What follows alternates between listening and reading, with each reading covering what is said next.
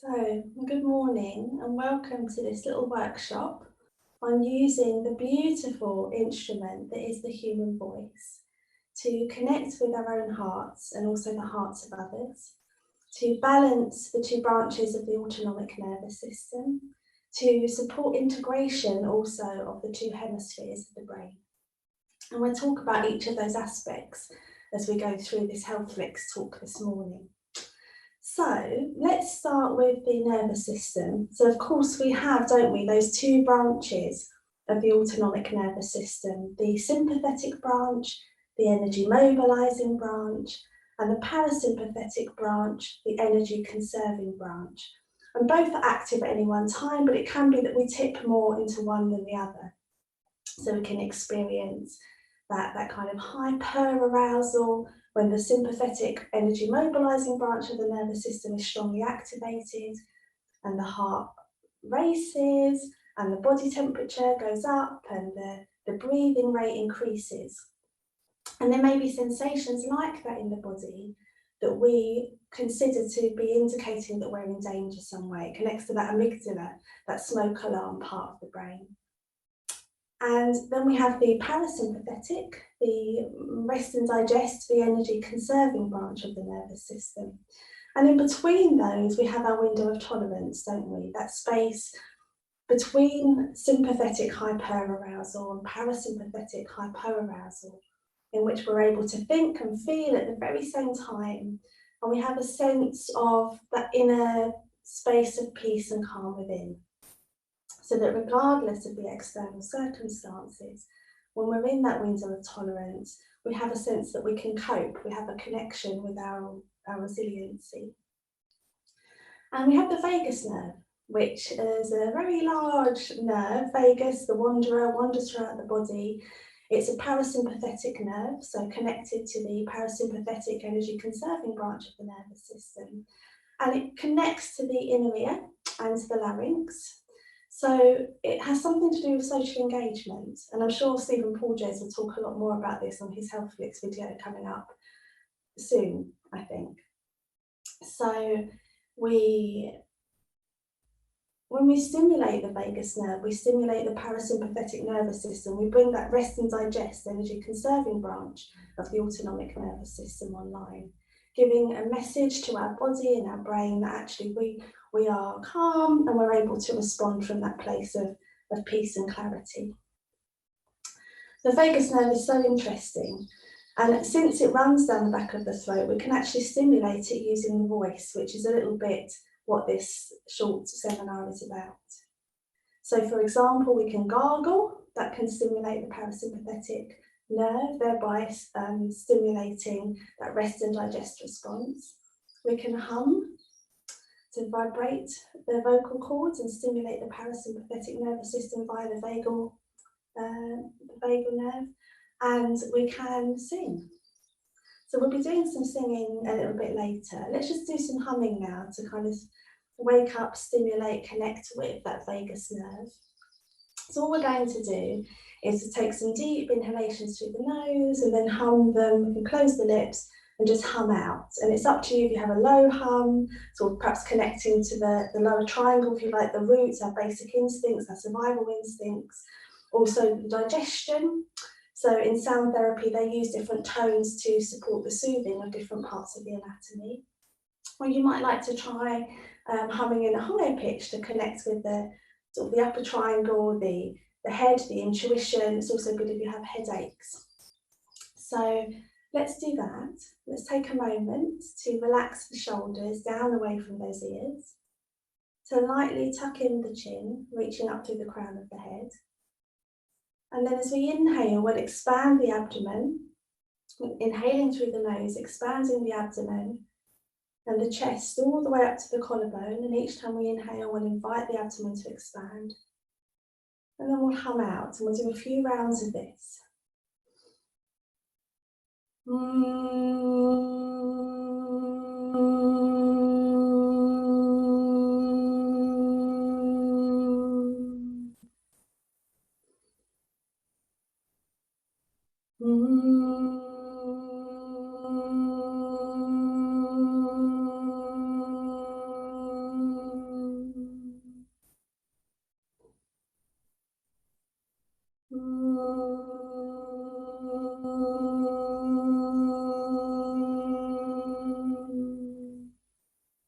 Taking a deep inhale, lightly suspending the breath. Taking another sip of air through the nose to further dilute the carbon dioxide, coming to a still point. And then exhaling slowly and completely, returning to your natural pattern of breathing. So we've just vibrated the vocal cords and stimulated the vagus nerve. And these practices, and singing, chanting, humming, gargling, can increase vagal tone. And this is very much connected to our ability to come back down after experiences of stress. So when we're outside of that window of tolerance, perhaps we're sympathetically hyper-aroused or parasympathetically hyper-aroused, low in energy and low in mood, we can bring ourselves into our window of tolerance through these practices, increasing the vagal tone and also increasing heart rate variability, which I know Heather Mason speaks a lot about when she gives presentations. So this sense that between each beat of the heart there's an interval and they're not the same. Each time we inhale, the heart rate increases. Each time we exhale, it decreases. When the sympathetic nervous system is stimulated, it increases, and the parasympathetic, it decreases. And the differences in these intervals demonstrates the flexibility of our nervous system. So, if something happens, our nervous system needs to respond quickly, really. It needs to be flexible enough to mobilise. And then when it's over, or when we realise actually the thing that we consider to be dangerous isn't a threat to us, we can come back down and calm back down. So singing and chanting can also support the increase of that heart rate variability, which is also a marker for a lot of physiological experiences in the body in terms of things like cardiovascular difficulties. So we also have the two hemispheres of the brain, don't we? So we have the two branches of the autonomic nervous system, and we have the two hemispheres of the brain. So we've got the left hemisphere, which is kind of our logical, linear hemisphere, turns everything into an equation. If I do X, Y will happen. And also it is where language is predominantly lateralized.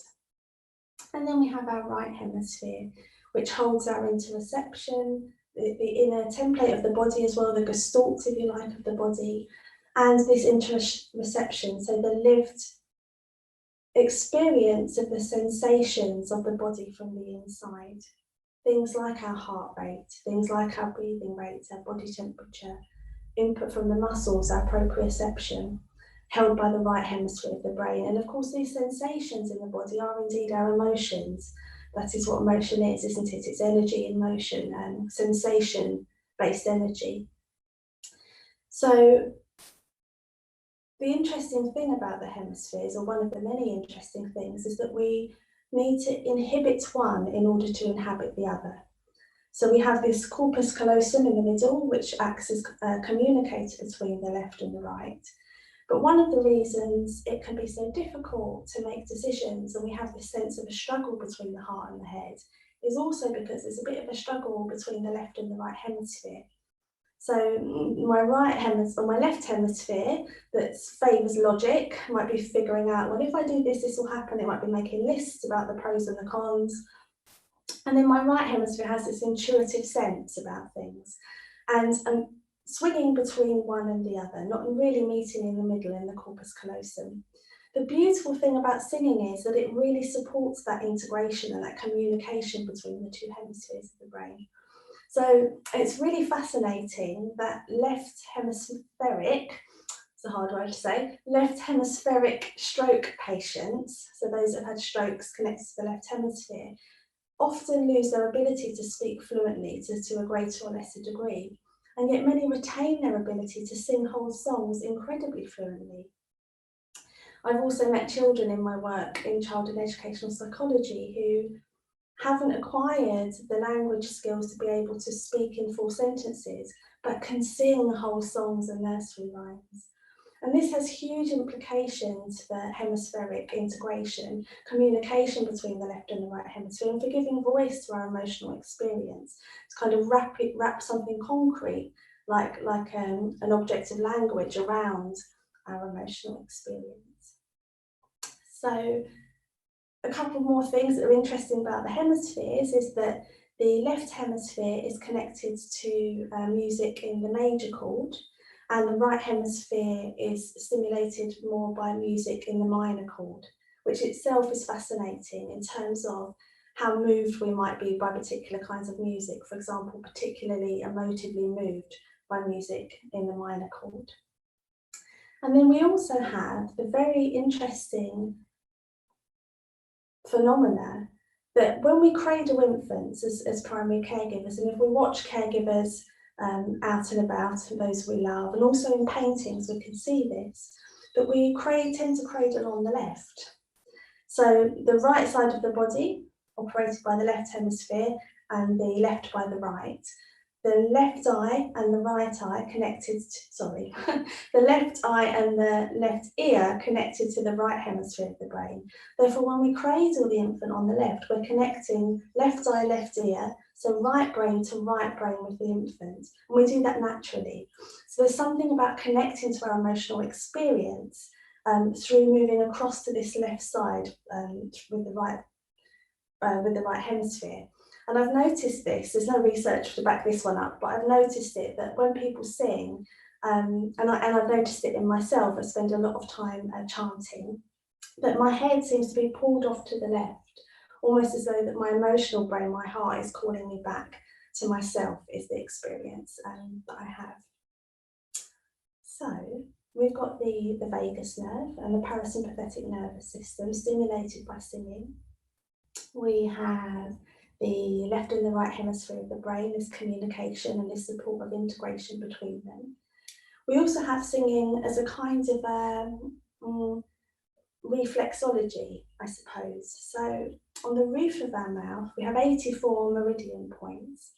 And as we chant and sing, we strike those meridian points with the tongue, supporting a stimulation of the hypothalamus, which is connected via blood vessels to the pituitary gland, the major, kind of the master gland, if you like, of the body. And there is research to suggest that this can ignite chemical and hormonal changes in terms of the endocrine system and the immune system. So for example, when we sing, there's some research to demonstrate that oxytocin can be released by singing, the cuddle hormone. How cool is that? So as we sing, we release this hormone that's innately connected with connection and bonding.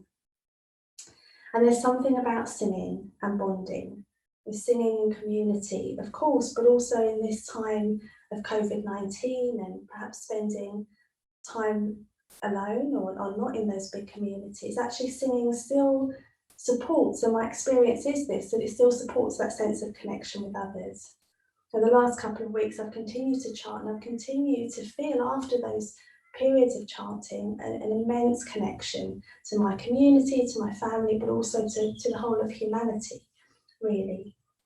And we've seen, or we may have seen, some of the very touching ways that people are currently using song and their voice to connect, with the Italians going out onto their balconies and singing together during this period of people staying in and at home. So, what else shall we say? Well, maybe let's move into some chanting, so it'll be nice to have plenty of time for that. So chanting, mantra, with man meaning mind and tra meaning wave. So it's a wave through the mind. It's almost this sense of taking a big broom and sweeping through the mind, perhaps clearing it out of anything that's stagnated and stuck, and bringing ourselves to greater clarity in addition to connecting with the heart. So we use the voice to vibrate the heart, quite literally. There's a beautiful connection between the heart and the voice. So, again, we have our basic instincts sort of held in the lower part of the body, and our connection, if you like, to our intuition at the top.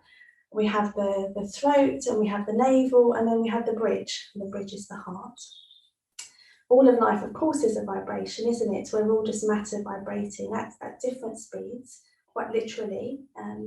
So therefore, when we chant, it's like we're striking our body as though it were an instrument, as indeed it is an instrument. And there's a sense, and Angad Kaur spoke about this a little bit in her beautiful talk yesterday on HealthFlix, that what we vibrate, we become. So as we vibrate that connection to the heart, we become that connection to the heart. And that has an impact not only on our own emotional state, and indeed our nervous system state and our hemispheric state, but also on the state of others. So mantra, wave through the mind. And we'll be chanting in Gurumukhi, which is the language used for the Kundalini, the chants from the Kundalini yoga tradition, and we'll be chanting a chant from the Kundalini yoga tradition. And we'll also be moving the hands as well, to be making this a moving mantra, a moving meditation. And this is additionally beneficial, partly because, as I said, the right side of the body is connected to the left hemisphere and vice versa. So when we move both arms and hands together, we're at the same time stimulating both hemispheres of the brain. And also because, as I'm now doing, as we speak, often we do move the hands, we gesticulate, because there's an intimate connection as well between the voice and the hands that happens very intuitively. So we'll be singing the mantra for healing from the Kundalini yoga tradition. And this is a mantra that I've always loved, but since the whole COVID-19 experience, pandemic began, I've chanted it every day, and I've fallen more deeply in love with it, and I'm sharing it in all my classes and with anyone that wishes to share it with me. And it's so beautiful, particularly this version I'd like to share with you by Ajit Kaur. And it's certainly also supporting me in this time when I'm worrying about others, thinking about how other people are doing, to sit myself down on my mat and to chant this beautiful mantra for healing, at the same time connecting to my own heart, but connecting to the heart in others. So we have, well, before we go through the sounds, also it's probably important to say that there is an invitation here to let go completely of sounding right, to let go. I've chosen a nice easy one, but to let go of the pronunciation and getting that right, but also to let go of how the voice sounds. So many of us have narratives, often from our family of origin or from our schools, about what our voice is like. It's crackly or creaky, or there's a narrative in my family that my voice is quite weak, or that we're kind of half a tone out, or whatever it is.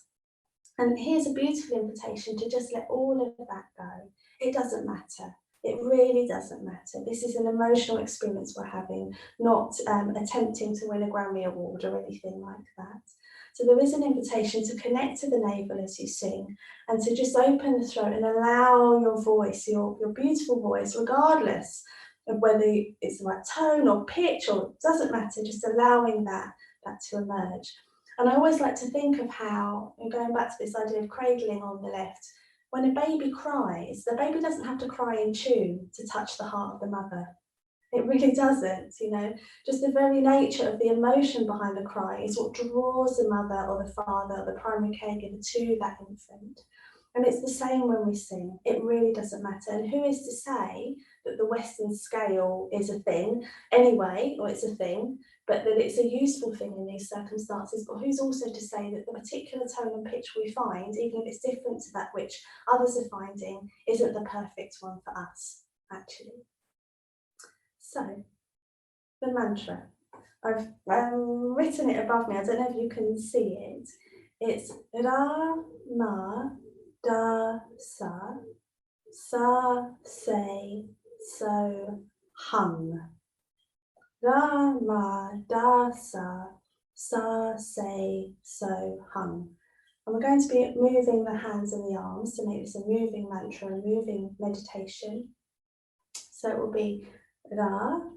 And as we chant Ma, we're just gently keeping the shoulders nice and soft, bringing that prayer position above the head.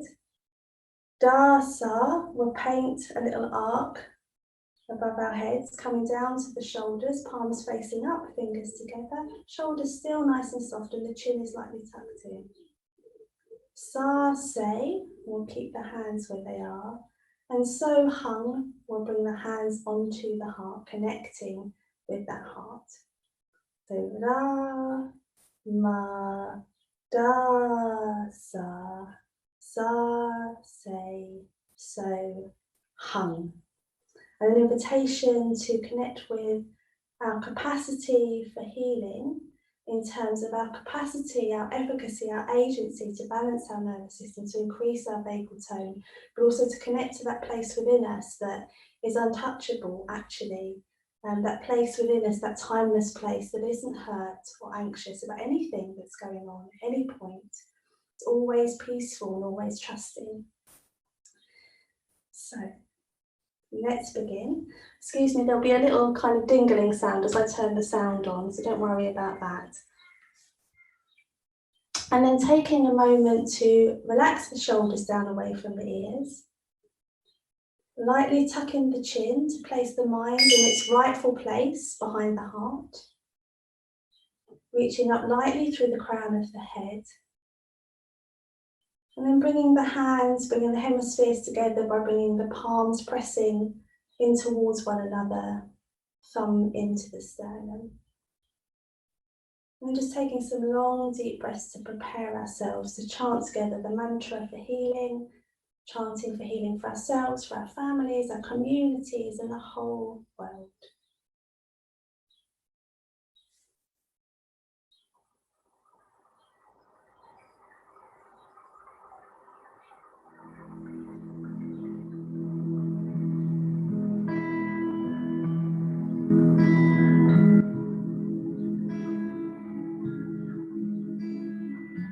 Eyes might be open or closed, or focused on a still point. Inhale to begin.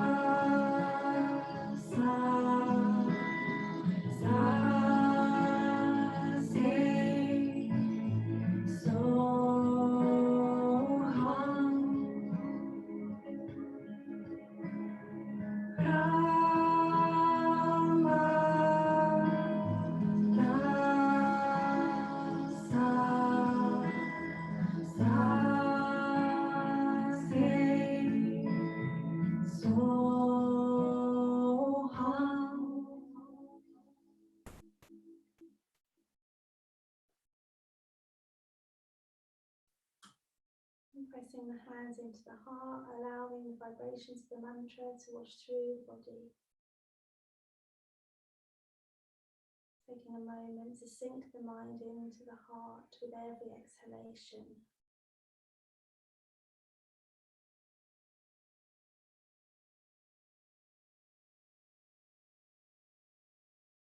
Sending love and healing to yourself and simultaneously out into the world.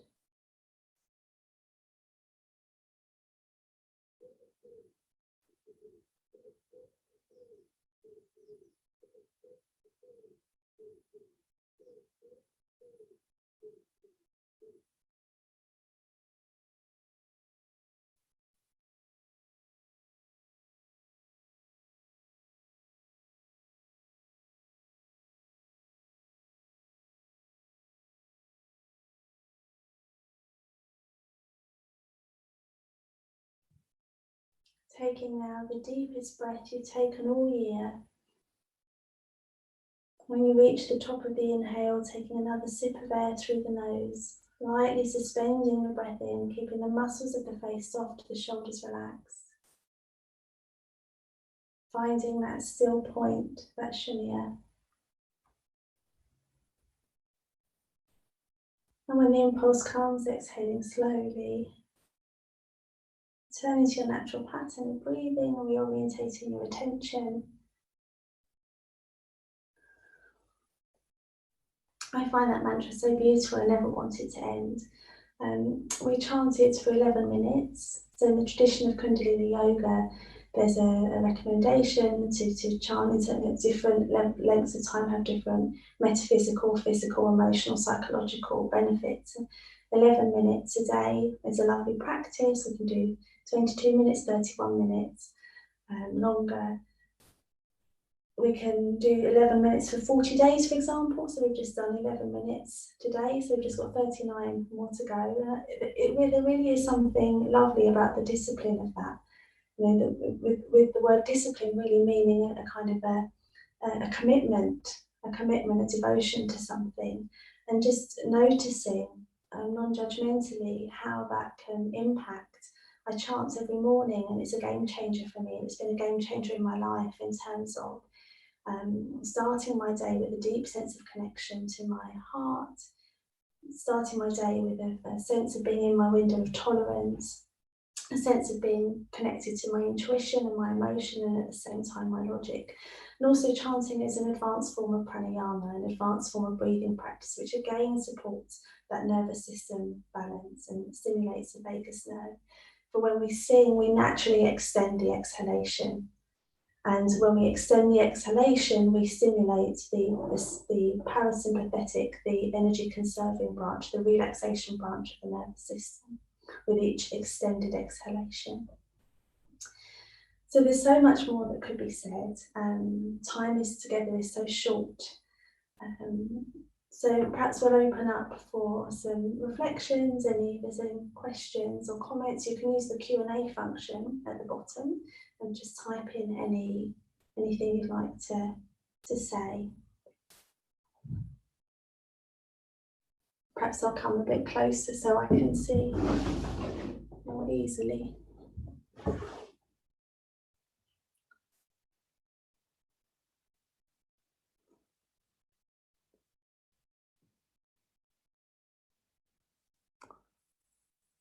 Oh, thank you, Joy-T. Thank you, Joy-T. Enjoyed the chanting and moving of the hands and the arms as well.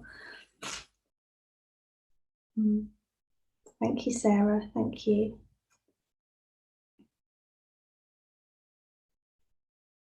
And you know, there's many moving meditations with the hands and the arms. It's something I particularly love, and you can make your own up, you know, which is fun, I think. You know, whatever's going on in life, we can just sit ourselves down and sing and move the hands and the arms, even spontaneously. So I have some questions here. Can you suggest a mantra book, please? Oh, that's a really good question. I should have thought of that. I have a book upstairs whose name I now can't remember.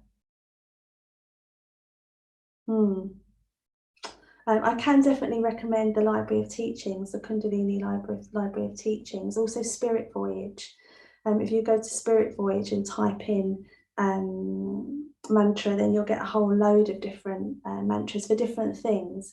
So when we chant particular syllables, we make a particular pattern, that reflexology in the roof of the mouth, but also we call particular aspects or experiences to ourselves. So this morning was for healing. But if you go to a bookseller and ask for or type in mantra, in the Kundalini yoga tradition, it's Gurmukhi. In the Hatha yoga tradition, it tends to be Sanskrit, and you'll find something there for every occasion, actually, a non-occasion. What do the words mean? Oh, that's a good question. Although often I don't worry too much about that, because what sort of thinking about what the words mean whilst we're chanting sort of involves the more cognitive parts of the brain, and actually, which is lovely, of course it is. But for me personally, I quite like to just sort of allow the sound current itself to wash through me. However, Ra is the sun, Ma is the moon, Da is the earth, and Sa is in the everything. So we're really connecting to all the elements. Ramadasa. Sa Se is sort of the everything of the infinity, or the merger of it's a sense of infinity, that which is beyond matter, I suppose. And then So is connected with our identity, and that aspect of our identity that connects to love. And Hung is really that vibrational aspect of love, I suppose, that vibrational aspect of the heart. Is there a time of day that is more beneficial? Jean asks. Thank you, Jean. I'd say any time. I've done it in the middle of the night for sure. Waking up sometimes and like, oh my goodness, a bit of a panic, and then thinking, okay, I can lay here for the next 5 hours and worry myself silly, or I can sit up and chant, and I find it incredibly beneficial. I personally practice in the morning to really reset myself, or to set myself up for the day and lead myself into the day in a connected and uplifted way, but any time. There is a suggestion in the tradition of Kundalini yoga that the hours of the Amrit Vela, so the early hours of the morning and the early hours of the evening, particularly good times of the day to practice mantra and meditation and yoga. Is it okay for the body to sway during the chant? Yes, I find my body often does sway, and as I express, often find myself moving off to the left. And that's also giving ourselves proprioceptive input to the muscles and joints through the muscles, which also stimulates the parasympathetic, the rest and digest nervous system. Movement is intrinsically relaxing. The brain is predominantly a movement organ, and I think we often forget that. And by moving the body and swaying, we stimulate the parasympathetic nervous system and again support this sense of relaxation and calm. And we often find people, when they're in pain or distress, will naturally sway and swing. So I'd say follow what your body asks for. Is there a connection to Ujjayi breathing? So Ujjayi breathing, the ocean's breath, is when we valve the glottis and breathe as though through the throat.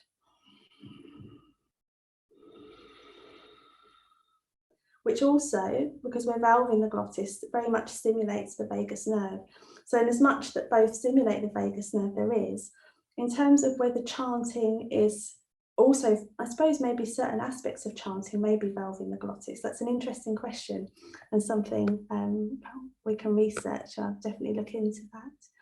Where can we find audios of the chanting? Thank you, Rachel. So that recording was Ramadasa, which is a mantra for healing, by Ajit Kaur, Ajeet Kaur, Kaur, Ajit Kaur. There's lots of renditions of the Ramadasa. Snatam Kaur is another lovely one, and you can find them on Spotify. You can find them on Apple Music.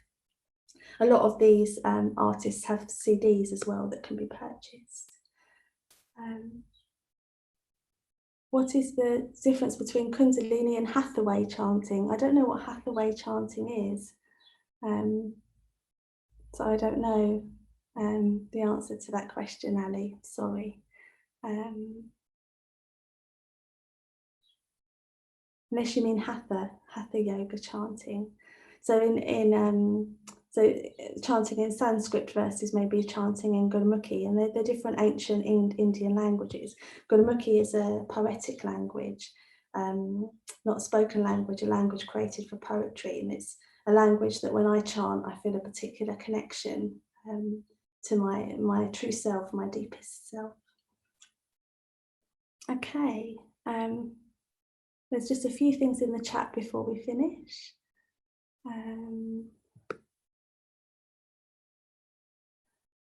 Oh, thank you, Mary Louise. That's the book that I've got upstairs, Mantrapedia. Good book for mantra. Thank you, Mary Louise. Someone here says they'll do the 40 days. That's lovely. So 40 days to change a habit, 90 days to kind of secure that habit, 120 days to really solidify it, and 1,000 days when that habit becomes who you are. I haven't yet got to an 1,000-day meditation, certainly to an 120, but this is something you can consider and take up.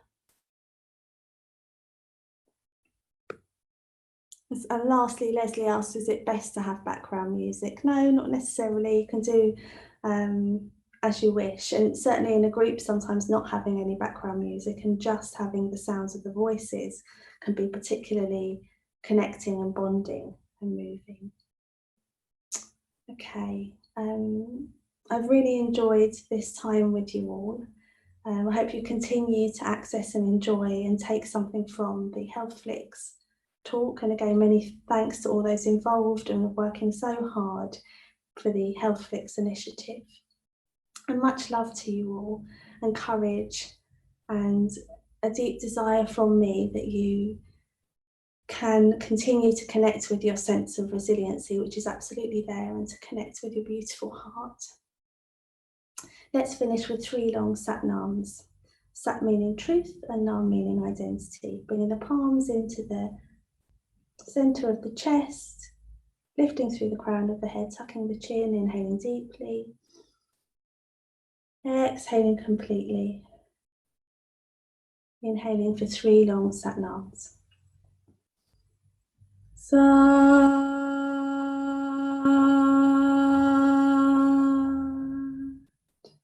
Nam. Sa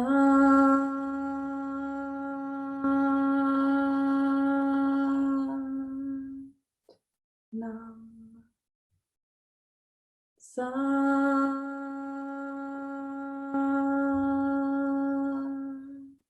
Nam. Holding on to your heart and momentarily just letting go of the head.